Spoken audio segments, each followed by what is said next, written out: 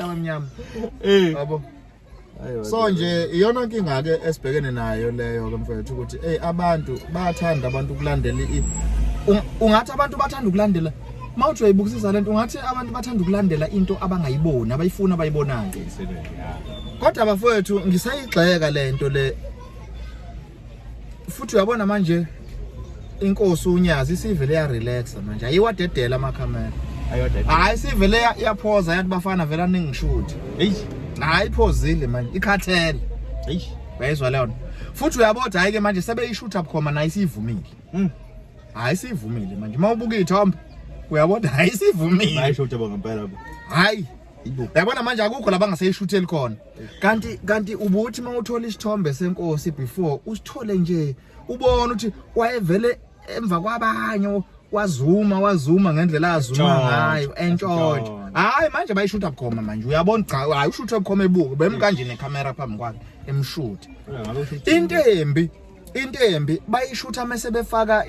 ama video lapha ko TikTok bese bengawavala ama comment bafuna abantu ba comment bathini mfethu labathukayo bazo comment abathini abantu uyabona ke ngiyakubona okokushuthwa kwayo inkosi but engikusola kakhulu ilento yokuthi mangabe isipostiwe bese kuvulwa ama comment ufuna bathini abantu ngenkosi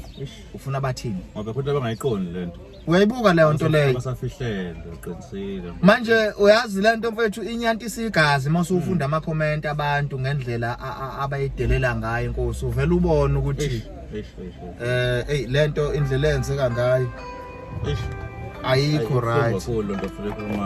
yabo imbi and manje uhlungenziwe amakholo la ngoba wona nje amakholo hello yabo ngicela ukubuyela kwani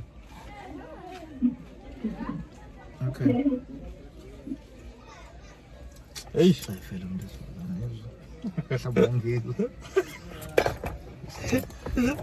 abona lo muntu esazana emshana bengithi ngimthatha ngisabona akuwe akuwe phela uJanuary iphuma nenhlangano sivaliwe umhlangano sivaliwe nje naloma sivaliwe kulungile kufuna sambe siya khona ngonini ngoba inkosi ihamba inkosi isintogcele ihamba egoli manishobele la ihoze egoli thathu isegoli ibuya nami kade kwashiyo lo Dr. Ngiyonikela ngiyela amakhehla wonke lawo kini anihluphayo kodwa manje into engithi mina kade ngangwanikelela lamakhehla mfethu hamba phela uqala nomnikazi ngqo omuphi umnikazi unyazi khuluma ngqo tshela ngizokwazi nokulithola akuthola mhlambe uzobeka kahambini ngesonto ngibona ukuthi mangasawa cha mshana imaki mangifuna ukuthola yena ngqo ngibeka udaba lami kuyena luzo ngendlebe ngizokwazi nokumthola akukho uzokukhumbuza ukwazi la imali yakho bengabi ngesilwane ngabe imali bese wagogo ukhuluma kahle mshana musu ngithembisa into engekho ngitshela mama ngihamba uzokubona ufuna umbona ngasona cha mamshana angithi phela uShembe akahlali